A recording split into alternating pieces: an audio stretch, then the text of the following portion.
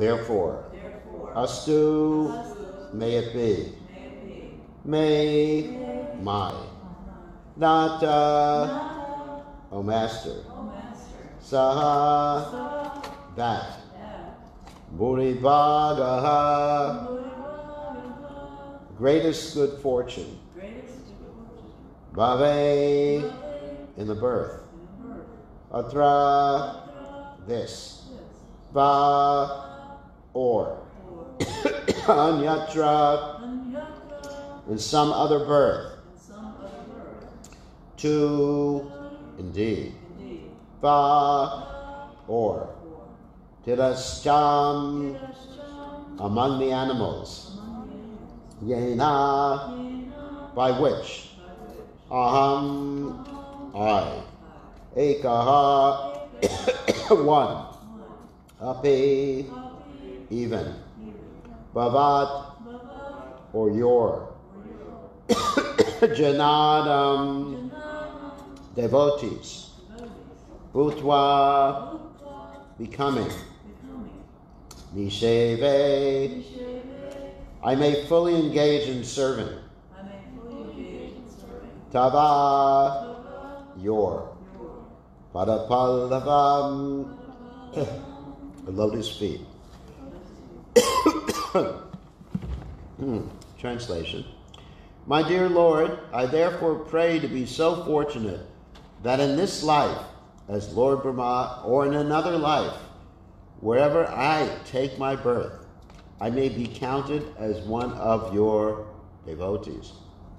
I pray that wherever I may be, even among the animal species, I can engage in devotional service to your lotus feet.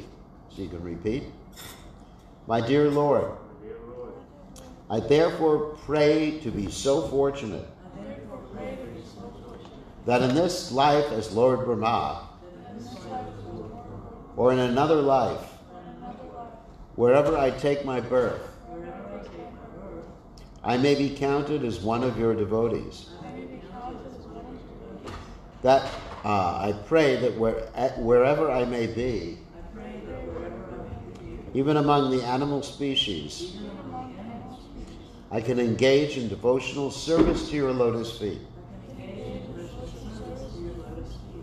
So there's no purport to this text. However, the Acharyas have commented quite a bit on this text. And one comment I wanted to make, actually, Om Gana Timirandasha, Gananjana Shlakya, Chachur Meditam, Tuzmai Shikadaveda. So before I go ahead to the next text, I just want to make a few comments. This is a very common theme, as we hear from Bhakti Vinod Thakur, Kita Janma Hoyata Tu Yadas.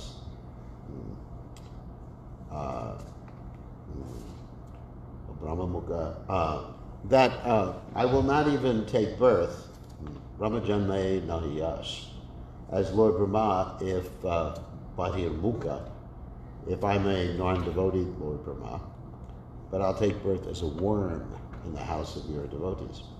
It's actually a very important point. And then the Acharyas comment that actually he's indicating that he would like to take birth as a deer in Vrindavan. And that's because he gets a chance to lick Krishna's lotus feet, which is really interesting. That'd be really nice to be a deer and lick Krishna's lotus feet. So, what this means, as far as we are concerned, is that we should be averse, that means against, the association of people who are not Krishna conscious. Of course, at the same time, it doesn't mean we hate them, we demonize people who are not Krishna conscious, but we are actually the people we want to hang out with, reveal our minds to, live with, should all be Krishna conscious, and actually Krishna conscious, not Kanishta-adhikaris. Kanishta-adhikari means neophyte. A neophyte devotee is basically engaged in fighting. That's why they're called neophytes. new fights. I know that that's not what the word means. But still, engage in fault finding and fighting in the name of, even in the name of religion. Just like Prabhupada commented, told the story about the two men who were having an argument about whether something was cut with a scissors or a knife. And they were fighting. Actually, they started fighting each other and beating each other up, and finally the one who was in favor of the knife beat as the instrument that had cut whatever the fruit from the tree, threw the scissors guy into the river. And the scissors guy was going down for the third time. As he was going down, it was like that. So many times we find people like having arguments even on the basis of the philosophical platform or the cultural platform or the traditional platform.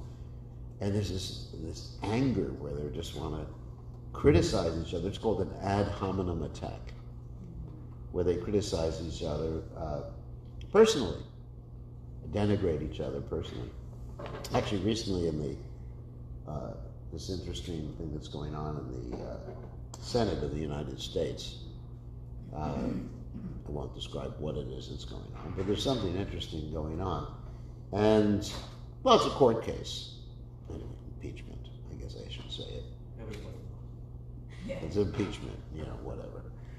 I didn't want to bring it into class. But anyway, so what happened is that it's being presided over by the Chief Justice of the Supreme Court, who was a very sober gentleman. And so basically he had to chastise both parties for engaging in inappropriate behavior. Not a question of talking about the facts of the case, but they were actually basically calling each other's parties names, ad hominem attacks. So we find, unfortunately, that spiritualists sometimes tend to do that too. I mean, just like we see in the Catholic Church, you have this Pope Francis, who is, I would say, rather liberal. And the past Pope was Benedict, who was more conservative. And he's basically their past Pope, even though he vowed to keep quiet when he resigned and went into retirement. He's speaking very strongly against the present Pope. At least they published a book, and his name is in the book, against the present Pope, because the present Pope wants to allow some of the people who are in South America, because they have a scarcity of priests, he wants to let some of them get married. I mean, older men, or whatever. Or they're already married, They're already married. He wants to let them become priests because there's no other priests. And so there's this big conflict in the church over this, which has nothing to do with anything that Lord Jesus Christ ever said, nothing to do with anything in the Bible, and not even going against the actual original tradition of the Catholic Church, which is originally the priests were married, if you look at the beginning of the Catholic Church. So they're fighting over these things, and we as conditioned souls, we have this tendency to fight over things like that. And of course, in ISKCON, we have our own little controversies, such as, can ladies become Krishna conscious? I don't. Can ladies become gurus or not? And someone said, "Oh, they can just become 60 gurus." They can just become, no, 60 and 60 are the same.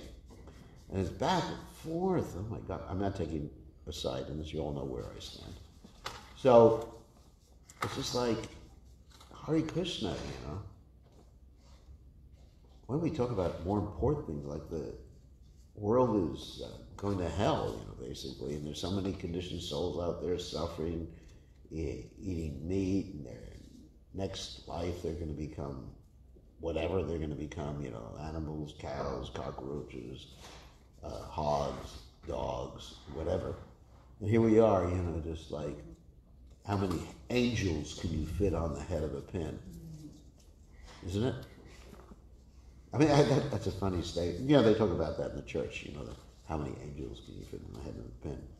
Or, you know, of course you can fit quite a few because the soul is 1/10,000 the tip of the hair. So we actually have an answer to that particular question.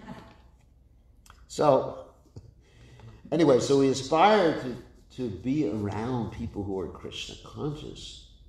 Otherwise it's like being in a cage of fire or lions and tigers. And if we can be amongst the devotees and amongst the pure devotees, then it doesn't really matter what the situation is. And actually that statement is there that Narayana Paraksarve Nakutashana Bimyati. Swarga Varga Nalakeshu Apitu Yartha Darshana. That's from the Bhagavatam. That's spoken by Lord Shiva. That the topmost devotee of Narayan, Paraksarve Nakutashana, he sees everything the same. Apitul Yartha Darshana, because whether he's in heaven or hell, not a Keshu, or goes back to Godhead, he is serving Krishna and is associating with the devotees. So we should pray like that. And actually, if we commit offenses against the devotees, the primary punishment we will get is that we will be separated from the devotees. And also we'll lose the taste for hearing and chanting about Krishna. That's it, the punishments you get. Not necessarily that you can be swallowed by some crocodile in Florida. Florida doesn't have crocodiles. Alligators in Florida, or anything like that, or bit by a snake. It's just you be separated from the devotees. You'll want to be Krishna conscious and you're going to be punished like that. Very sad. Anyway, so this is the prayer of Lord Brahma, and as Daivir Prabhu mentioned yesterday, which I thank him very much for, the next verse, and some of the verses here don't have any purports, the next verse and the following verses, several verses, are quoted in the Brihad Bhagavatamrita with elaborate purports by Sanatana Goswami, and Gopi Pranadhana Prabhu has actually given his own purports based upon the purports of Sanatana Goswami, because Sanatana Goswami wrote purports for his own literature. So I'm going to go ahead, since today's verse didn't have a purport, we're going to read the next text. And the next text doesn't have a purport here, but we're going to read the purport in the Brihad Bhagavatamrita, which is quite lengthy and quite instructive. So these prayers are extremely important. Even though the purports here are not so elaborate, when you read the commentaries of the Acharyas, which fortunately I have, the commentaries are very elaborate. That's Sanatana Goswami's commentary, Jiva Goswami's commentary, Vishwanath Chakrabarti Thakur's commentary, and Rupa Goswami's commentaries. They're actually quite lengthy. And Gopi Pranadhana Prabhu based his commentary on their commentaries too.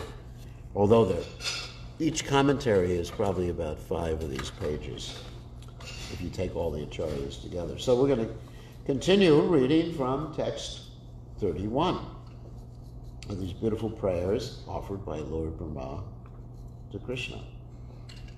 Aho Tridanya Vraja Goparamanya Stanyamritam Pitam Ativate Muda Yasham Vivo Vatsataratmajatmana Yatritye Dyapi Nachalam. O Almighty Lord, how greatly fortunate are the cows and ladies of Vrindavan, the nectar of whose breast milk you have happily drunk to your full satisfaction, taking the form of their calves and children. All the Vedic sacrifices performed from time immemorial up to the present day have not given you as much satisfaction. It's an amazing verse. And here it's touched upon that actually, the Acharyas also mentioned, because I read the commentaries of the Acharyas, that Krishna is actually extremely anxious and hungry to drink the breast milk of all the gopis. Therefore, he arranged for Lord Brahma to steal all the cowherd boys, calves. So Krishna could expand himself. And Krishna was also anxious to drink the milk from all the cows. So it's really, Lord Brahma, in one sense, is actually fulfilling all of, esoterically, fulfilling all of Krishna's intense desires to reciprocate with all the elderly gopis who have this Vatsalya ras, in the same way as he reciprocates with Yashoda Mai. So it's like Krishna's intense desire. I want it. And Krishna, like little boys sometimes, they actually say, I want it. Well, Krishna, when he wants it, he gets it. That's the difference. Okay, so here's the report. Let's see if this, I think it's the same, it's the same word by word translation. They haven't read exactly. So we won't read the word by word translation. So the translation is the same, I think. Almighty Lord, how greatly fortunate are the cows and ladies of Vrindavan. Taking the form of their calves and children, you have happily drunk to your full satisfaction the nectar of their breast milk. All the Vedic sacrifices performed from time immemorial up to the present day have not given you as much satisfaction. So here's the commentary. Text 97 through 106, this is referring to the text numbers in the Brihad Bhagavatam, form the final part of Lord Brahma's prayers to Krishna in Vrindavan. That's from Bhagavatam 10:14, 31 to 40. While in Vrindavan, Brahma witnessed the unlimited mercy of Krishna and bathed in the rasa of Krishna's omnipotency or omnipotence. In other words, omnipotence means all-powerful. So Lord Brahma's ras, or taste, was just like on reverence at this particular point. You understand?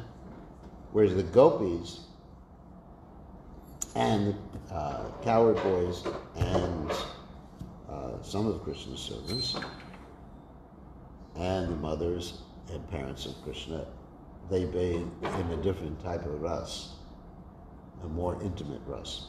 So after Krishna removed the misgivings from Brahma's heart, Brahma was also able to taste that rasa fully.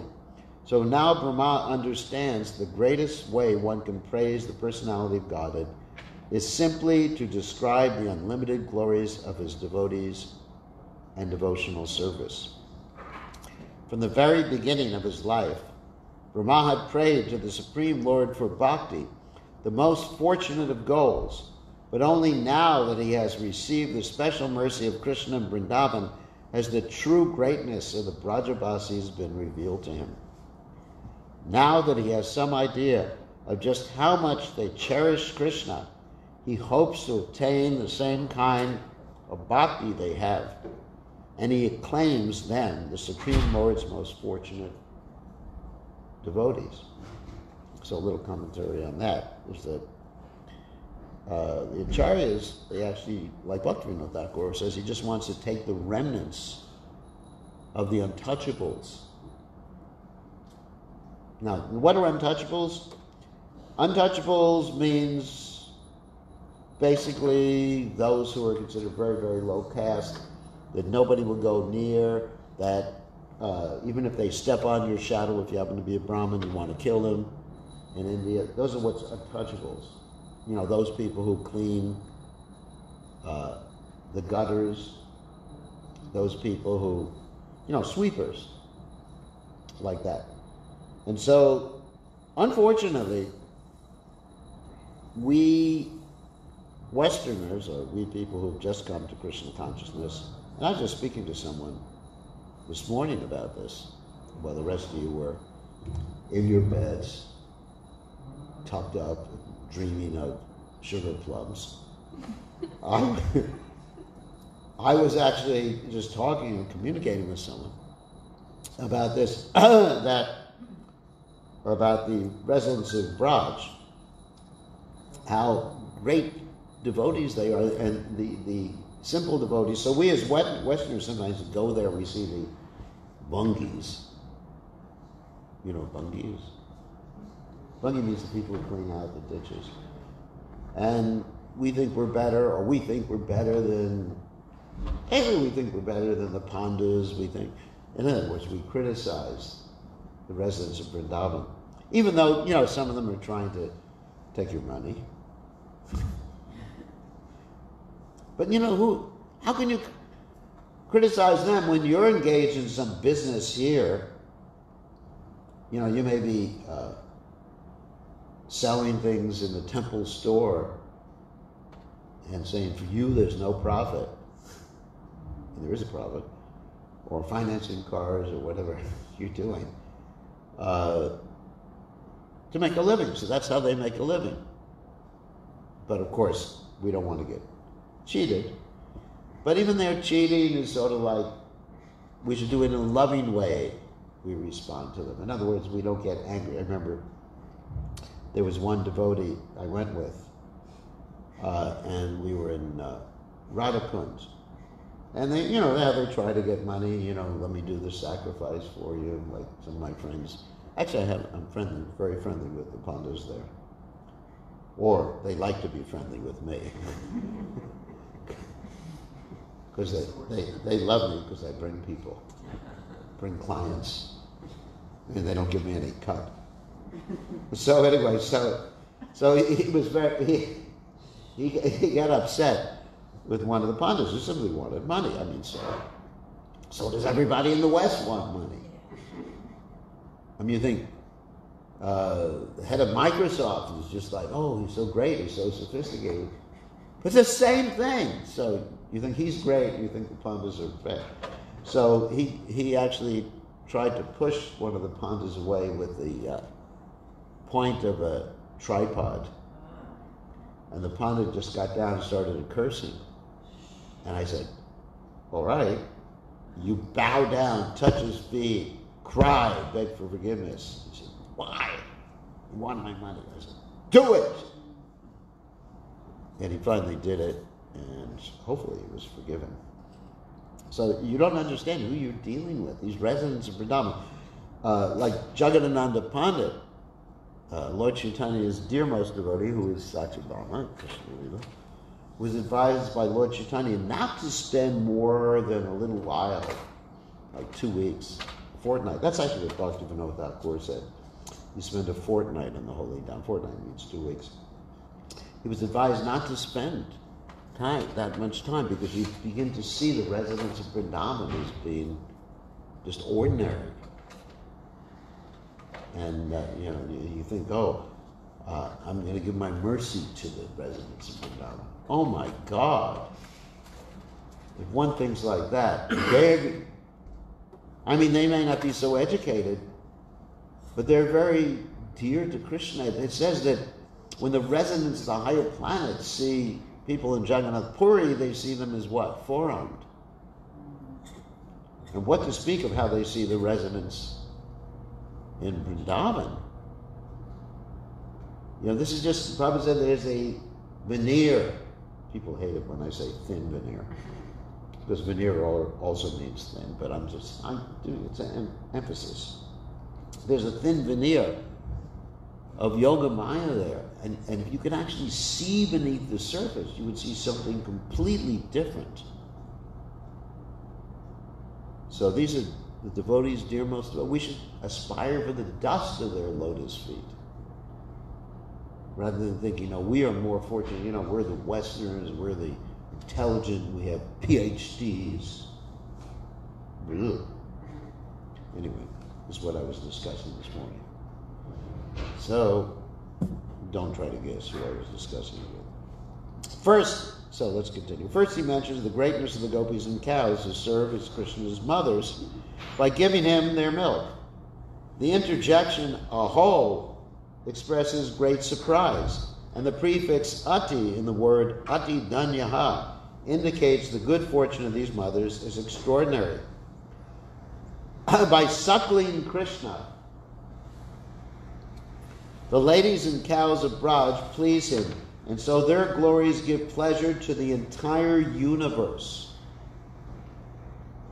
In other words, Lord Brahma is praising the devotees. It's wonderful. And here's Lord Brahma. Look. Just compare. Here's Lord Brahma. He's the head of the whole universe. And there are just some village ladies. I mean, who is more intelligent than Lord Brahma? He has 4 heads. And he's basically the original preceptor of the Brahma Sampradaya, which we're members of. And so, who can imagine how intelligent he is? And so here are these simple village ladies. Just simple village ladies. And he's glorifying them. I mean, just juxtapose, the two positions, the two personalities of the personality. The motherly gopis are referred to after cows because the mothers are even more fortunate. Why? Because even though Krishna is not fully satisfied by all the Ashvamedha yajnas and all the other sacrifices performed since the creation of the universe by the great demigods and sages like Brahma himself, he is satisfied at every moment while drinking the milk of these mothers.